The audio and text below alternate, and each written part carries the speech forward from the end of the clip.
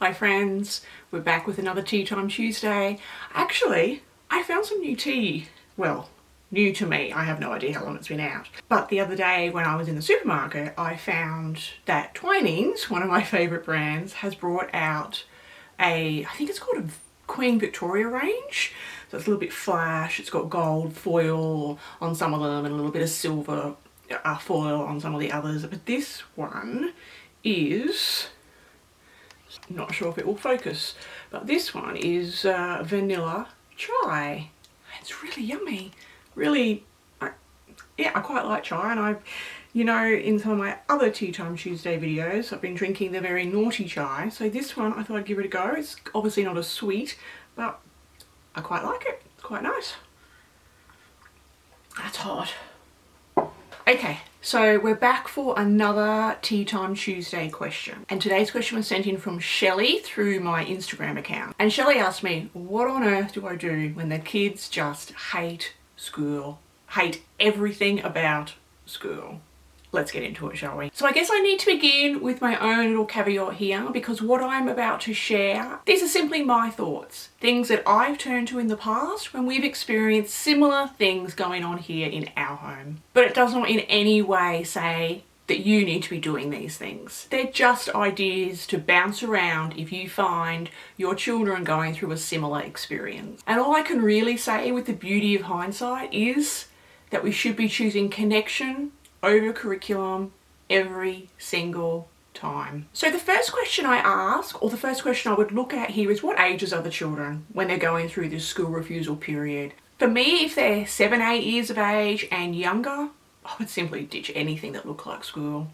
They're still baby. Just take this time with the children to have fun, to enjoy life. Arts, crafts, cooking together, learning to bake their favourite cakes, nature walks, time at playgrounds, hanging out with friends at the museum, playing ball games, watching cool documentaries, all manner of everyday things, or what I like to think about is things that we do when we're on a summer break. Just do those things. Have fun together, building a connection whilst enjoying each other's company. So if they're older than that 7, 8-year-old age bracket, I feel at this age there is a certain level of maturity there, and possibly this is the time that we need to have some real honest discussions with our children around education and school and the law and what we need to do as home educating parents to ensure that we are upholding that. I think most children from this age and up can understand the need that you as a parent educator must be providing records or samples or something to show your governing body that you are providing your children with a quality education. So firstly, I would get honest with your kids. Not in a way to shame them or make them feel bad or guilty, but just being honest that this is how it works. We do need to provide a record of samples showing that the children here in this household are receiving a quality education. And thirdly, it may be time to take a long, hard look at what expectations we're actually placing on the children in this situation. What are we expecting from our kids when it's time for schoolwork? Are our expectations up here when possibly they should be here in relation to the child's age, ability and maturity? Is it possibly that our expectations are just too high? I think for some of us this is a trap that we can fall into, because we may see certain curriculums that are aimed at an 8-year-old, for example, and we're like, wow, my kid can't do any of this, but he needs to be able to do it. So we're going to hammer and get him to this level. And I understand that. This is where, for me, having some level of healthy, and this is that tricky balance, but some level of healthy comparison to other children and where they are at academically can help us on our journey. The important thing is to keep that comparison to a healthy level, of course. If it's a case of just trying to fit too much in, I just want to encourage you to understand that it's completely okay to ditch entire subjects. In fact, for a whole year, you could just not do science, history and geography. Just leave them be. It doesn't matter. No one is going to be harmed by leaving an entire subject out of your routine for a year or more. Or of course, that other alternative is to jump on and do a fun hands-on unit study where you are covering all of those subject options just via one themed based topic. And question 4 I would ask is the work that's being put in front of the children just simply dry, dull, and boring? Something that I like to ask myself when we're looking at curriculum or when we're actually in the midst of using a new program, is this something I'd use every day of the week?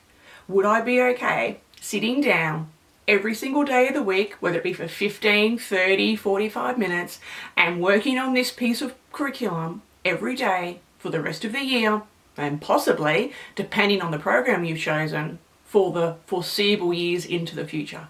Would I be okay using this? And if I'm truly honest with myself and the answer is no, then why am I assuming that my kids are going to be okay with it? And so maybe it's simply just time to shake up the whole system that you've got going on at home. If this is the place where you believe you may be at, and you've been at this for quite a few years, and your kids are really apathetic around education, you may want to take a period of time to deschool. Deschool everyone in the household before deciding on which path you're going to take next. And of course, I always like to remind myself, as history has shown me, homeschooling is a process of trial and errors. There are loads of ups and downs, high seasons and low seasons. I always try to look at things as in there are no failures in what we are doing. It is just things that we know we won't ever do again. So definitely part of the learning experience and all part of getting an education. In fact, I wholeheartedly believe you could just take an entire year off school altogether.